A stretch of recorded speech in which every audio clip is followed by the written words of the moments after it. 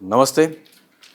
రీసెంట్‌గా సల్కం చెరువు సంబంధించి అక్కడ ఓవైసీ వాళ్ళకి సంబంధించి ఫాతిమా కాలేజ్ ఉంది. కంప్లీట్‌గా ఆ సల్కం చెరువులో కాలేజ్ ఉంది అని చెప్పేసి హైడ్రా అక్కడికి వెళ్ళడం జరిగింది. దాని తర్వాత దానిపైన వాదోపవాదాలు జరిగిన తర్వాత అది మానవతా దృక్పథంతోనే వదిలేస్తున్నామని చెప్పేసి గతంలో హైడ్రా చెప్పడం జరిగింది. దాని తర్వాత ఇది కంప్లీట్‌గా ఎడ్యుకేషన్ సొసైటీ కాబట్టి ఎడ్యుకేషన్ సంబంధించిన బిల్డింగ్ కాబట్టి దాని జోలికి వెళ్ళబోమని చెప్పిన పరిస్థితి. కాబట్టి ఇప్పుడు మళ్ళీ రీసెంట్‌గా హైకోర్టుకి ఆ కేసు వెళ్ళడం జరిగింది. అండ్ హైకోర్టులో కోర్టు డైరెక్ట్ చెప్పడం జరిగింది. ఏమనంటే ఇది కంప్లీట్గా ఈ మ్యాప్స్లో క్లియర్గా కనిపిస్తే ఎఫ్టీఎల్లోనే ఆ బిల్డింగ్ ఉంది కదా అని చెప్పేసి హైకోర్టు మొట్టికాయలు వేయడం. అయితే ఈ కంప్లీట్ ఈ సల్కం చెరుకు సంబంధించి దీనిపైన ఎప్పటి నుంచో 2016 నుంచే సోషల్ యాక్టివిస్ట్ లుబ్నా సరావత్ అనేవారు 2016 నుంచి లోకాయుక్తలో కేసేసి దీనిపైన ఎప్పటి నుంచో కొట్లాడుతున్న పరిస్థితి. సో మాట్లాడడం రీసెంట్గా హైకోర్టు కూడా దానిపైన సీరియస్ అయిన పరిస్థితి. మనతో పాటు లుబ్నా సరావత్ గారు ఉన్నారు, ఒకసారి మాట్లాడించే ప్రయత్నం చేద్దాం. మేడం నమస్తే. సలాం అండి. సో మేడం క్యా బోల్తే ఆప్ అంటే ఏం చెప్తారు మేడం? రీసెంట్గా హైకోర్టు కూడా దీనిపైన ఆల్రెడీ మ్యాప్స్ అవన్నీ ఎఫ్టీఎల్లో లేదా ఏవి అని ఏ విధంగా చెప్తారు మీరు అని చెప్పేసి హైకోర్టు కూడా చెప్పడం జరిగింది. సో మీరు 2016 నుంచి దీనిపైన కొట్లాడుతున్న పరిస్థితి. సో ఒకసారి ఎంత అయితే అండి ఇది ఏదైతే ఫస్ట్ ఆఫ్ ఆల్ వాళ్ళు నేమ్స్ దగ్గర కూడా కొంచెం గోల్మాల్ చేస్తున్నారండి. దట్ అది తప్పకుండా హైకోర్టుకి కానీ మేము తప్పకుండా సబ్మిట్ చేస్తాం అది. మీరు ముందు నుంచి చూస్తే ఇక్కడ కూడా మీరు చూడండి, ఈ మ్యాప్లో కూడా చూడండి మీరు ఎఫ్టిఎల్ మ్యాప్, కెడిస్ట్రల్ మ్యాప్ ఇది చూడండి. పేరు కూడా సురం చెరువు అనే ఉంది ఇక్కడ మొత్తము. సారీ, ఫస్ట్ డాటా క్లియర్ చేసుకోవాలండి. ఇప్పుడు డాటా సరిగ్గా ఉండాలా. ఇప్పుడు ఇది సుర్రం చెరువు అని ఉంది ఇక్కడ, ఓకే. 4001 ఐడి ఉంది. మరి ఇక్కడేమో ఇదేమో మొత్తం అంతా ఎఫ్టిఎల్. ఇప్పుడు ఇక్కడ వీళ్ళ కాలేజ్ అంతా ఉన్నది. అయితే వీళ్ళు లోపల ఇక్కడ దాకా కట్టేసి ఇది మొత్తం కాంక్రిటైజ్ చేసి ఇది మొత్తం ఇట్లా కట్టేసి హాఫ్ ద లేక్ పోయిందన్నమాట. సో ఇది సుర్రం చెరువు అయినప్పుడు 4001 అయినప్పుడు ఈ సల్కం చెరువు అని చెప్తే ఎవరు చెప్తున్నారు, ఎవరు చెప్పారు ఇప్పుడు సల్కం చెరువు అనేసి అది కనుక్కోవాలా. ఇప్పుడు హెచ్ఎండిఏకి మీరు ఈరోజు వెళ్ళినా కూడా అక్కడ ఏముందంటే సుర్రం చెరువు 4001 అని పెట్టారు, దాని మీద ఏమో సల్కం చెరువు 4000/1 అని పెట్టారు. వెళ్ళి చూస్తే మీరు రెండిట్లో క్లిక్ చేసినా ఇదే మ్యాప్ వస్తూ ఉంది. మరి ఏంటి గందరగోళం ఏంటి, ఎందుకు ఎవరిని కన్ఫ్యూజ్ చేస్తున్నారు? మేమేం చేసామంటే survey of India topo sheets కూడా ఎగ్జామిన్ చేసాము, అసలు ఏంటి సుర్రం సల్కం ఏం సంగతి అని. వెళ్ళి చూస్తేనేమో సర్వే ఆఫ్ ఇండియాలో ఇదే సుర్రం చెరువు పైన నార్త్ ఆఫ్ సుర్రం చెరువు అక్కడ ఒక చెరువు ఉంది. ఇప్పుడు ఆ చెరువు పరిస్థితి ఏమంటే చాలా చెరువులు ఎట్లా అయిపోయినాయో అట్లా అయింది. సో కాబట్టి clarity is very important. So ఆ క్లారిటీ లేకుండా ఇప్పుడు సుర్రం అని వాళ్ళే ఇష్యూ చేసి ఇదే మ్యాప్ యూజ్ చేసుకుంటూ ఇప్పుడు సల్కం అంటున్నారు. ఓకే, సో ఆ క్లారిటీ అన్నది హైకోర్టుకి తప్పకుండా మేము సబ్మిట్ చేస్తాం, వీళ్ళు ఇట్లా గోల్మాల్ చేస్తున్నారని చెప్పేసి.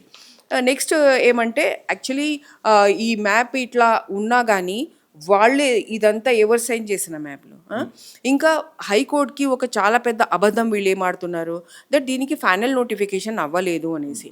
అయితే ఎప్పుడు ఏంటంటే ప్రిలిమినరీ నోటిఫికేషన్ అయిన తర్వాత వాళ్ళు దాన్ని కలెక్టర్కి పంపిస్తారు, ఎందుకంటే రెవెన్యూ ఆఫీస్ కదా, కలెక్టర్కి పంపించి collector should give the final report. అప్పుడు కలెక్టర్ రాహుల్ బొజ్జా గారు ఉండే, నేను వెళ్ళి అతనికి లెటర్ ఇస్తే నా లెటర్ని కోట్ చేసుకుంటా ఆయన రాసిండు, ఎవరికి హెచ్ఎండికి సబ్మిట్ చేసిండు. ఇవన్నీ ఫైనల్ నోటిఫికేషన్ సుర్రం చెరువు బండ్ల కూడా ఫైనల్ రిపోర్ట్ గివెన్ అంటే ఏంటి, ఫైనల్ నోటిఫికేషన్ కోసం ఇచ్చేసిండు ఆయన. అంటే ఎవరి దగ్గర పెండింగ్ ఉంది ఇప్పుడు, హెచ్ఎండిఏ దగ్గర పెండింగ్ ఉంది, వాళ్ళు దాచినారు. వాళ్ళు 2016 నుంచి 2017 ఆయన ఇచ్చేస్తే 2017 నుంచి 2026 దాకా 9 years నుంచి వాళ్ళు దాచిపెట్టి ఈరోజు హైకోర్టుకి కూడా అబద్ధం చెప్తున్నారు, దీని ఫైనల్ రాలేదు అని. అంటే అప్పుడు గత ప్రభుత్వంలో ఉన్న బీఆర్ఎస్ కూడా దాచి అంటే వీళ్ళని కాపాడే ప్రయత్నం చేస్తుంది ఈ కాలేజ్ సంబంధించి బిల్డింగ్ సంబంధించి దాన్ని. అండ్ ఇప్పుడు ఈ ప్రభుత్వం ఈ కాంగ్రెస్ ప్రభుత్వం హైడ్రా తీసుకొచ్చిన తర్వాత ఇది కూడా అదే చేస్తుంది అంటారా మీరు? అవును, అసలు నేనైతే చెప్తాను, ఇప్పుడున్న ఈ అధికారులు ఎవరైతే హెచ్ఎండిఏ, జిహెచ్ఎంసి, హైడ్రా, కలెక్టరేటు, వీళ్ళందరూ ఆ మండల్ ఎంఆర్ఓ, వీళ్ళందరూ ఎవరున్నా కానీ వీళ్ళు ఒక ఏమంటే వాళ్ళందరూ ఒక ఈయన Akbaruddin Owaisi is the MLA, Akbar Owaisi is the chairman of that Salar Millat ఏదైతే ఎడ్యుకేషన్ ఫౌండ్ ట్రస్ట్ ఉంది కదా, ఏదైతే ఈ కాలేజ్ ఉంది దానికి ఆయనే చైర్.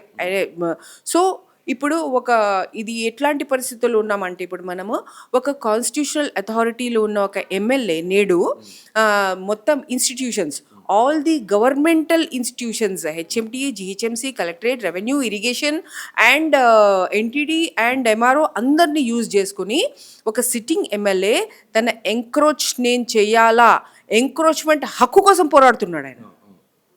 ఇప్పుడు ఈ నిన్నటి వీళ్ళు సబ్మిట్ చేయంగానే ఆయనకి ఆ ఎంక్రోచ్మెంట్ ఏదైతే ఆ హక్కు కోసం పోట్లాడుతున్నాడో ఇల్లీగల్ అల్ట్రావైజ్గా దాన్ని ఆయన సాధించుకున్నాడని ఎవరు అనుకోకూడదు. మేమున్నాం, ప్రజల చెరువు ప్రజలకి అప్పచెప్పడానికి మేమున్నాం. సో ఏంటంటే ఎట్లాంటి పరిస్థితి వచ్చిందంటే ఇప్పుడు అది మన తెలంగాణ చరిత్రలోనే హైదరాబాద్ చరిత్రలోనే ఒక బ్లాక్ డే. అదొక బ్లాక్ డే. ఈ మ్యాప్ అన్నది ఒక బ్లాక్ మ్యాప్. బ్లాక్ లాస్ ఉన్నట్టుగా అప్పుడు Modi 3 farmer black laws issue చేసినట్టు ఇప్పుడు ఇది బ్లాక్ మ్యాప్ ఇష్యూ చేశారు.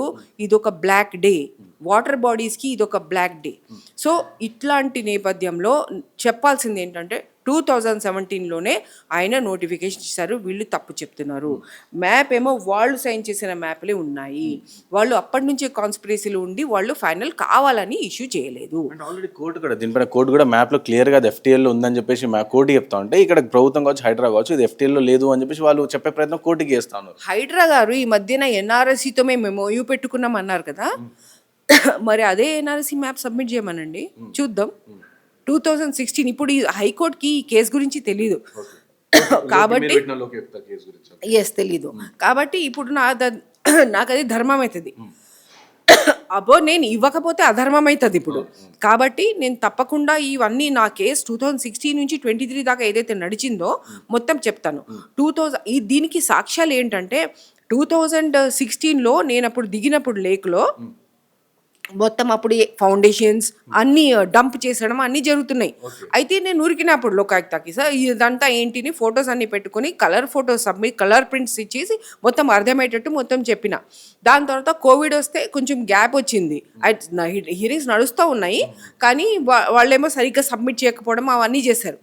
దాని తర్వాత 2000 కోవిడ్ వచ్చింది. కోవిడ్ వచ్చిన తర్వాత 2021లో వీళ్ళు మళ్ళీ హియరింగ్స్ స్టార్ట్ చేసినారు. 2021లో ఎప్పుడో స్టార్ట్ చేసినప్పుడు ఎవరెవరు వెళ్ళి మీరు ఇన్స్పెక్ట్ చేసిరండి ఈమె ఇంత చెప్తుంది కదా అని చెప్తే వాళ్ళప్పుడు ఏం చేశారంటే మేము అక్కడికి వెళ్తే మాకు మొత్తం ధమ్కీలు వస్తున్నాయి, మాకు చాలా థ్రెట్స్ ఇచ్చేస్తున్నారు, మేము చేయలేకపోతున్నాం అన్నారు. భయపెట్టించారు అని అది ఎంత లిఖితంలో ఉంది, ఆర్డర్లో ఉంది, వీళ్ళ రిటర్న్లో ఉంది. సో అదంతా చూసి ఆయన రేజ్ అయ్యారు. లోకాయుక్త గారు రేజ్ అయిపోయి అసలు నాకు మీరందరు ఇట్లాంటి లొషు మాటలు బేకార మాటలు చెప్తారా మీరందరు, నాకు వెళ్ళండి సెక్యూరిటీని పట్టుకెళ్ళండి, అప్లికెంట్ని తీసుకెళ్ళండి అని చెప్పారు. అప్పుడు నాకు చెప్పారు వీళ్ళు. నేను కూడా వెళ్ళిన, మా కలీగ్ కూడా వచ్చారు, వెళ్తే అక్కడ Lokesh Kumar was the GHMC commissioner. ఆయన ఒక పెద్ద 30-40 మంది దాకా ఇరిగేషన్, పోలీస్, రెవెన్యూ, తహసీల్దారు అడగండి మీరు HMD అందరు ఉన్నారన్నమాట. ఇంకక్కడ లోకేష్ కుమార్ ఆ బిల్డింగ్ ముందు నిలబడి చెప్పారు దీనికి పర్మిషన్ లేదు అని చెప్పారు. నేను చెప్పాను యూ హ్యావ్ టు రాసి ఇవ్వాలి కదా రిపోర్ట్లో అని చెప్పి అయితే ఆ రిపోర్ట్ కూడా ఇదిగో ఇక్కడే ఉందండి. ఆ రిపోర్ట్ కూడా దానికి సంబంధించి వాళ్ళు చెప్పినది కూడా క్లియర్గా రిపోర్ట్ ఉంది. ఎస్, ఇదేమో మన GHMC రిపోర్ట్. No problem. ఇదేమో GHMC రిపోర్ట్. ఇక్కడ చూడండి వాళ్ళు క్లియర్గా 48 ఏకర్స్ చెరువు అని కూడా 62/1 62/2 అని కూడా రాసున్నది. సో ఇదంతా ఉంది. దాని తర్వాత యాక్చువల్లీ మొత్తం 62 మొత్తం చెరువు, 62 మొత్తం కాకుండా నేను మళ్ళీ మ్యాప్ చూపిస్తాను, 63 కూడా చెరువు. అంటే వీళ్ళు 2014లో ఏదైతే ప్రిలిమినరీ మ్యాప్ ఇచ్చారో అది అసలు తప్పు మ్యాప్, తక్కువ చేశారు. ఆల్రెడీ చెరువు విస్తీర్ణ తగ్గించారు. ఇప్పుడు ఇంకొక దొంగ మ్యాప్ ఇచ్చారు. సో అదొకటి. దాని తర్వాత ఇక్కడ మొత్తం ఆయన రాశాడు the structures are existing in the FTL and buffer zone అని కూడా రాశారు. దాని తర్వాత లాస్ట్ పేజ్లో ఏమో నంబర్ కూడా రాశారు. ఏంటి 34 unauthorised constructions in existing FTL and 21 constructions in the buffer zone అనేసి. సో ఇవన్నీ ఇట్లా రిపోర్ట్ ఉండగా 2023లో అప్పుడు ఆయన 21లో మాది ఇన్స్పెక్షన్ అయిన తర్వాత ఆయనకి చాలా ఇదైంది. ఆయన ఏమన్నారంటే ఆ రోజు అసలు ఇంత GHMC కమిషనర్ మాకు ఏం చేయాలంటే వితౌట్ ఫెయిల్ మాకు ఇక్కడికి వచ్చి ఏం సబ్మిట్ చేయాలంటే information as to who was the person in charge of that area, who had allowed the construction to go on, who are the persons subsequent to him till date are in charge of that area shall also be brought to the notice of this institution along with their present incumbency particulars, and if they are retired from presence, their present address and pension payment orders. 2016 నుంచి 2021 దాకా ఆ లేక్కి charge ఎవరు, వాళ్ళు ఉన్న సర్వీస్లో ఉన్నా వాళ్ళు retire అయిపోయినా వాళ్ళది మొత్తం ఇన్ఫర్మేషన్ మాకు ఇవ్వాల్సిందే, వాళ్ళు రిటైర్ అయిపోయినా వాళ్ళ పెన్షన్ పేమెంట్ ఆర్డర్స్ వాళ్ళ అడ్రసెస్ ఇవ్వాల్సిందే అని చెప్పి మా గారికి నేను దీనికి ప్రెస్ చేశాను అసలు. తర్వాత సార్ వాళ్ళు తీసుకురావట్లేదు అని చెప్పేసి, కానీ ఇందులోనే ఆర్డర్స్ రిజర్వ్డ్ అని చెప్పి నాకు ఏం ఇవ్వలేదు వాళ్ళు. సో అయితే ఇది 2021లో ఇది జరిగింది. 2020లో నేను వెళ్ళి సబ్మిట్ చేస్తూ ఉన్నా, సార్ నాకు ఆర్డర్ ఇవ్వండి, ఆర్డర్ ఇవ్వట్లేదు ఎవరు నాకు అని చెప్పి అది కూడా సబ్మిట్ చేసిన 2020లో. ఇన్ పబ్లిక్ ఇంట్రెస్ట్ ఇవ్వండి సార్ ఆర్డర్ని, ఎందుకంటే వాళ్ళు ఎవరు అడిగినా లేదు మీరు ఆర్డర్ రావట్లేదు అట్లా అని చెప్పారు ఎన్నిసార్లు అడిగినా. దాని తర్వాత ఇదేమో 2023లో ఫైనల్గా ఏమో ఈ ఆర్డర్ వచ్చేసింది. ఈ ఆర్డర్లో వీళ్ళు ఎట్లా రాసేసారంటే మొత్తం హిస్టరీ 2016లో ఎప్పుడు ఎట్లా వచ్చానో అక్కడ నుంచి మొత్తం రాసుకుంటా ఇక్కడికేమో వాళ్ళు ఎట్లా అంటే ఈ భయపెట్టించారు వాళ్ళందరూ అనేది కూడా ఆర్డర్లో రాసేసిండు ఆయన లోకాయుక్త. వాళ్ళందరూ రాసి చెప్పిండ్రు ఇట్లా భయపెట్టించారని. అప్పుడు నేను వెళ్ళేస్తే అప్పుడు ఇన్ని ఎంక్రోచ్మెంట్స్ ఉన్నాయి 34 in unauthorised in FTL and in buffer zone అని చెప్పి రాసేశారు. కానీ కొన్ని కేసెస్ ఏవో నడుస్తున్నాయి, ఆ కేసెస్ నడుస్తుండడం మూలాన నేను ఇక్కడ ఏం చేయలేను, నువ్వేమో కొంచెం ఆ కేసెస్ చూసుకో, ఆ కేసెస్ అయిపోయిన తర్వాత నీకు అవసరం ఉంటే నీకు రిలీఫ్ రాలేదు అంటే నువ్వు మళ్ళీ ఇక్కడికి రా అని చెప్పి ఇది క్లోజ్ చేయబడింది. నాకు అక్కడ ఇంత కమిషనర్ చెప్పేసిన రిటర్న్లు ఇచ్చిన ఎవిక్షన్ ఆర్డర్స్ రాలే. అది చూడండి, ఆ ఎవిక్షన్ ఆర్డర్స్ అప్పుడే రావాలంటాను నేను. వీళ్ళు ఏంటంటే అక్కడ ఒక కేసు పడేసి ఇప్పుడే ఒక ఫ్రాడ్ కేసు ఎట్లా చేశారు వాళ్ళు. సో అట్లా వాళ్ళు అక్కడ పెట్టేసి లేదు నాది 621 క్రియేట్ చేసేసుకుంటా అన్నమాట. అట్లాంటివన్నీ వచ్చి కేసు, లేకపోతే ఎప్పుడో ఎవిక్షన్ ఆర్డర్స్ రావాల్సింది. ఎందుకంటే ఆల్రెడీ అధికారులు ఎవరైతే దానికి అక్కడికి వెళ్ళి చూసే ప్రయత్నం చేస్తే వాళ్ళ అధికారులను భయపెట్టారు వాళ్ళ ఓవైసీ సంబంధించి. సో అలాంటిది మీరు మీ పైన కానీ ఇలాంటి అంటే 10 years నుంచి కొట్లాడుతారు కాబట్టి మీ పైన ఇలాంటి థ్రెట్స్ అని అలాంటివి ఏం జరగలేదా? లేదు, నాకేం థ్రెట్స్ రాలే. కానీ ఎట్లా అయ్యేదంటే అప్పుడు నేను ఒక్కొక్కసారి నాతో పాటు వచ్చేవారు, నేనేమో మొత్తం సర్వే చేసుకునే దాన్ని. ఒక్కొక్కసారి అయితే నాకు దూరంలోనే నన్ను నిలబడిపోయి నువ్వు వెళ్ళి చేసుకో అని చెప్పేవారు. సో అప్పుడు అంటే లోపల కొంచెం ఉంటుంది, ఏమో నేను లేక్ లోపల దూకి వెళ్ళి అని చేయాల్సి వస్తుంది. అక్కడ కట్టమైసమ్మ టెంపుల్ ఉంది, అక్కడ నుంచి వెళ్ళి అట్లా చేయడం అన్నమాట. సో ఇప్పుడు ఆ కట్టమైసమ్మ టెంపుల్ దగ్గర ఏమో ఇప్పుడు ఎట్లా ఉందో తెలీదు, కానీ లాస్ట్ నేను వెళ్ళినప్పుడు అయితే ఏదైతే అలుగు ఉన్నదో మొత్తం కాంక్రిటైజ్ అన్నమాట, మొత్తం వేసేసి. దాని తర్వాత ఏదైతే స్లూయిస్ ఉన్నది కదా మైసమ్మ టెంపుల్ దగ్గర, అక్కడేమో అది కూడా లోపల మరి ఆయకట్ ఏరియాలో ఒక పెద్ద ఏదో మదరసా ఉంది. సో అది ఎంత కాంక్రిటైజ్ ఉంది, అది కూడా అసలు రిస్టోర్ చేయాలి. ఈ 2 కీలకమైన ఈ లెటర్స్ అన్నమాట 2017లో. అప్పుడు డిస్ట్రిక్ట్ కలెక్టర్ చూడండి, సుర్రం చెరువు బార్కాస్ ఆఫ్ బండ్లగూడ మండల్ కొంత రాస్తున్నాడు. ఏంటిది? ది ఇన్ వ్యూ ఆఫ్ తహసీల్దార్కి విజిల్, ఇది విజిల్. ఎందుకు నేను కంప్లైంట్ చేసిన ఇవన్నీ ఎంకరేజ్ అయిపోతున్నాయని చెప్తే ఈ లేక్స్ అన్నింటి మీద మీరు కన్ను వేయండి, ఎంకరేజ్ అయిపోతున్నాయి అని 2017లో రాసిండు ఆయన. ఎందుకు నేను దాని తర్వాత ఇది రెండవ లెటర్. ఇదేమంటే superintendent engineer north tank division, superintendent engineer GHMC, executive HMDA lake protection. ఏమని రాసిండు? ఇదిగోండి, I invite doctor Lubna Sarwath అని చెప్పేసి Hyderabad district is informed about the encouragement of taking up dumping. The details of the arrest follows. In this regard, submitted final reports for fixation of FTL of above measures were submitted to Metropolitan Commissioner HMDA. Submit చేసినట్టు ఇచ్చిండు నాకు letter. Hyderabad చూడండి, revenue department, office of collector Hyderabad.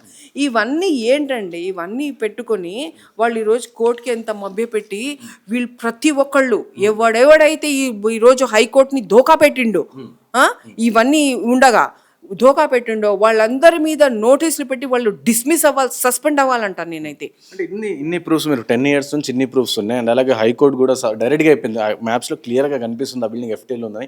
మీరు ఏ విధంగా తప్పులు చెప్తారని చెప్పినా సరే ఏం భయం లేకుండా ఏం లేకుండా ఈ హైడ్రా కావచ్చు, లేకుండా దాన్ని సపోర్ట్ చేస్తున్న అధికారులు కావచ్చు, ఇవన్నీ ఏ విధంగా ఇంత విచ్చలవిడిగా ఇంత అంటే రాజ్యాంగానే తప్పుగా తీసుకెళ్తున్న పరిస్థితి అని ఏం చెప్తారు? నేను చెప్తున్నా కదా, అదే ఒక సంవిధానపు కాన్స్టిట్యూషనల్ పొజిషన్. అది ఎమ్మెల్యే అంటే ఊరికే కాదు కదా, సంవిధానం నుంచి వచ్చిన పొజిషన్. వీళ్ళేమో స్టాచ్యుటరీ అథారిటీస్, వీళ్ళందరూ గవర్నమెంటల్ అథారిటీస్. అందుకే నేను బ్లాక్ డేని ఊరికే అనట్లేదు. ఇంత పెద్ద మోసం చట్టం మీద, ప్రజల మీద, న్యాయస్థలం మీద. అంటే ప్రజలము, చట్టము, న్యాయస్థలం మేము ఒకవైపు ఉన్నాము. వీళ్ళందరూ ఎవరైతే రాజ్యం వెళ్తున్నాడో ఈ ఎమ్మెల్యే అదంతా వాళ్ళేమో ఒకవైపు ఉన్నారు.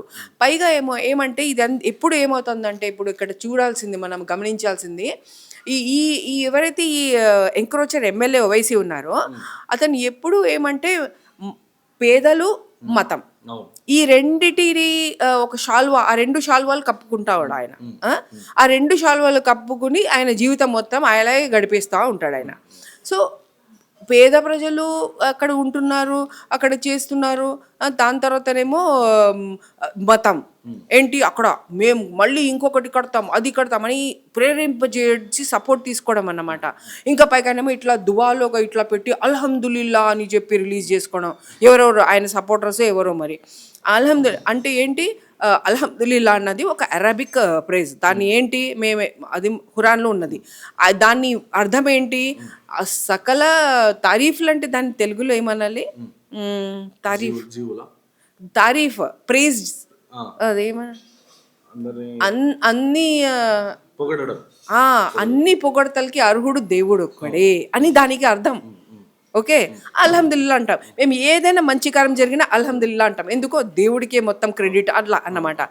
ఇప్పుడు ఈయన ఇలా పట్టుకుని దువాలాగా చేతులు పెట్టుకుని అల్హమ్దులిల్లా మతం మాడుకోవడం అంటే ఏంటి, నువ్వు అల్లాని నువ్వు దేనికి పొగడుతున్నావు, నీ ఎంకరేజ్మెంట్స్ని కాపాడిండి అనుకుంటున్నావు.